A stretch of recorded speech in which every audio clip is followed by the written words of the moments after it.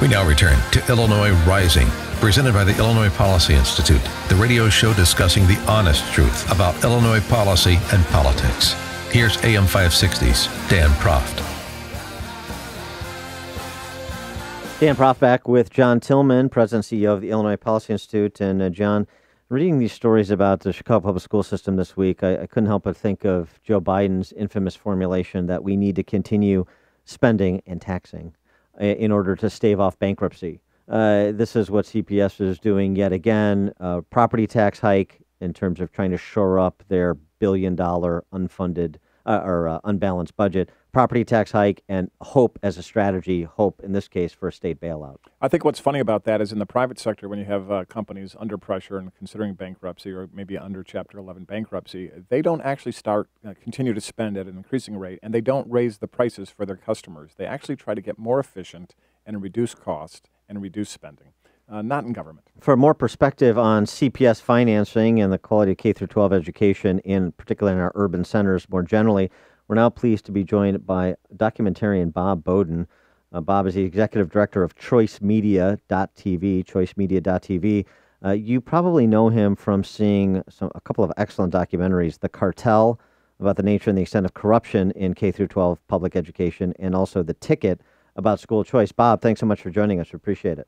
Great to be with you. So I know you follow big city K-12 public school politburos very closely and how they finance themselves. Well said. And so I wonder, as you watch CPS continue to careen towards the precipice of bankruptcy, what your assessment is of this never-ending cycle of tax increases and overspending. Yeah. Well, to paraphrase a formerly great White House chief of staff, never let a good crisis go to waste. Whatever happened to that guy? Yeah.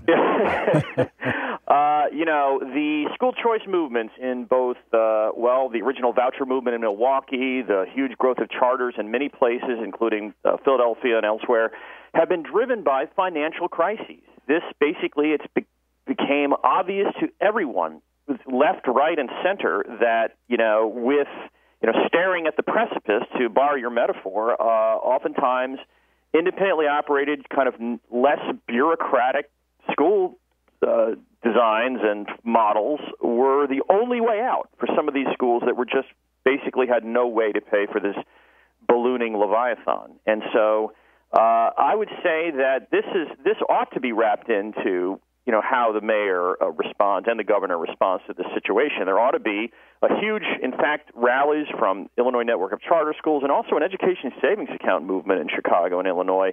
It passed originally in Arizona, now more recently, just a couple months ago, in Nevada. This would put over, at least in the Nevada case, over $5,000. Every family that opted out of the public schools would get money they could use for private school or online learning or save for college.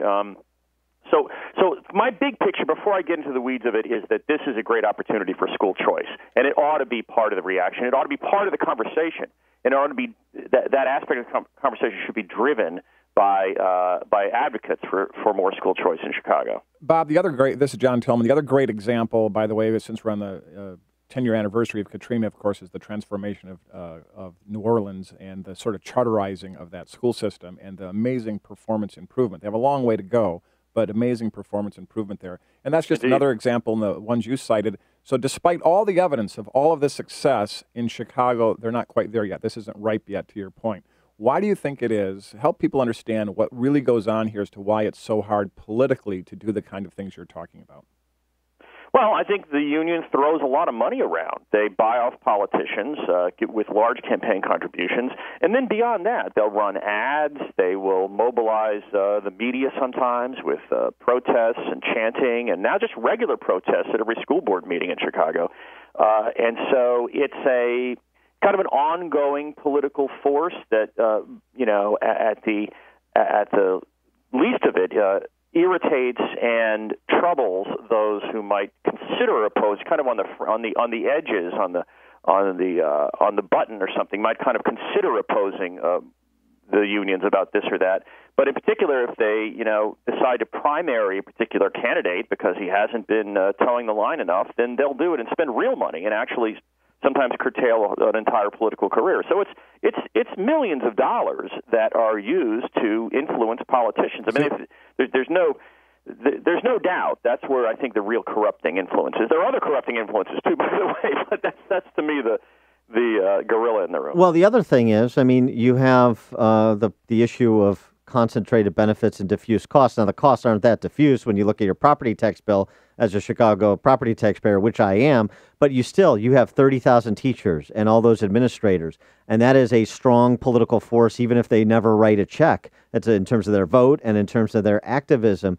And it seems to me that these school systems, one of the other things that isn't talked about enough is they're really set up for the adults. They're like a third-party administrator for salaries and benefits. And just to underscore this with an example, recently when they talked about how they were going to cut $400 million from the CPS budget to try and get to balance, Rahm Emanuel announced that $200 million was going to be borrowing and $200 million was going to be 1,400 position eliminations, eliminating 1,400 positions. So, but I mean, of course, the media doesn't do this, but let me understand this. So 1,400 positions saves you $200 million. That roughly, back of the envelope math, comes out to about $140,000 per position. And he said they're not teachers. So who the heck are these people? Well, the loaded costs, right? All the pensions and whatnot. I mean, I do think it's odd that Chicago is the one district Illinois doesn't cover the pensions for. I mean, to me, it ought to be a level playing field where every municipality is treated the same in the state. I mean, but then separately, you'd also have to say Chicago then shouldn't get a bunch of extra money just for being Chicago in other ways that other cities and towns in Illinois don't get. So I'm not sure why there's this separation where Chicago has kind of a different treatment in all these different ways by the state, and I'm not sure that's fair. So I would. Yeah, the irony of that, though, Bob, is that so Chicago covers its own pension costs for its teachers. All the downstate and suburban schools, the state pays those pension costs, so people say that's not fair. So they think the solution is to adopt the dumb way, which is having the state pay for local school districts' pensions. Actually, you should have vertical accountability. Every school district should be accountable for every cost. They hire the teacher, they set the salary, they should pay for the pension. That's been our policy. Well, that's right. But it's very interesting to me that what they want to adopt is the failing policy. Well, the other thing that they don't tell you in terms of how unfair Chicago is being treated by the state of Illinois, I roll, is that through the state funding formula, Chicago is almost majority funded by the rest of the state, not local property taxes, where most of these other districts are 80% funded by their local property taxes. So it's a little bit of fun with numbers in Chicago, but that's just part of the Chicago way. No, I agree with you guys 100%. They'll talk about the pension thing and won't talk about the other side of it, where Chicago gets funds. And furthermore, how about just private and charter schools that ought to be treated the same also as the district? Right. You know, the whole approach.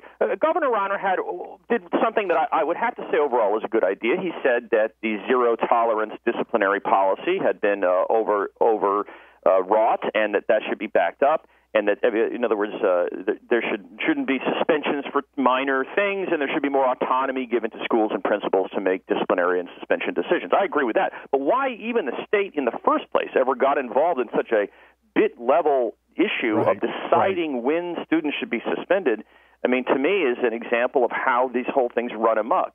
For years in public education, it's always just been assumed by the kind of establishment apologists that more and more monitoring, more and more oversight, more and more rules would just always be a better thing. The more we can create rules to make sure everyone's doing the right thing, the better the schools will be. And finally, it just goes haywire, and people just say, let's throw it all out. We're talking to Bob Bowden. He is the executive director of ChoiceMedia.tv, the documentarian who made The Cartel and The Ticket, both worthy of your viewing. Bob, let me ask you this in terms of solutions, and John as well on this, since you're both kind of policy experts in this area. One of the pieces of legislation that has been floated this legislative session in Illinois is a corporate tax credit that Jeb Bush, frankly, successfully used in Florida as kind of the way to insinuate school choice into public policy and then allow it to flourish over the years as more and more donors contributed more and more for private scholarships. What are the prospects of that passing? John, maybe on that. And how important is something like that, Bob? Well, in terms of that passing, it's not on the near-term horizon. Obviously, everything is all about the budget. We're in overtime session. I think that issue and education reform issues will get ripe in the next session come January.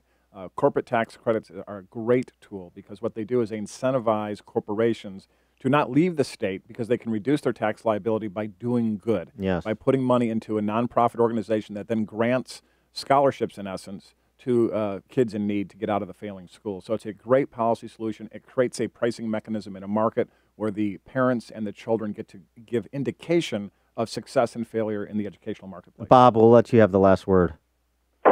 So tax credit scholarships are great. Florida, a great example. Many other states like Pennsylvania have them. I think education savings accounts are the real next innovation where it's, as I mentioned before, it's actually money that a tuition level is not set by a state, but in fact it's just a debit card, literally, the parents have and creates pricing pressure between schools, between online learning programs. It creates the absolute maximum flexibility. It helps homeschoolers. It's really, I think, the strongest innovation, and a movement like this in Illinois and everywhere else in the country.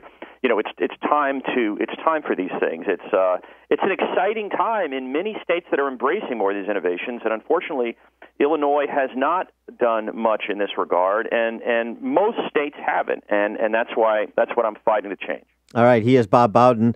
He is the executive director of ChoiceMedia.tv. Go watch The Cartel. Go watch The Ticket so Bob can continue making these documentaries. Bob, thanks so much for joining us. And we have a daily newswire on Choice Media also, on Twitter also, at Choice Media TV. So we appreciate the help. Great. Thanks a lot, Bob. Appreciate it.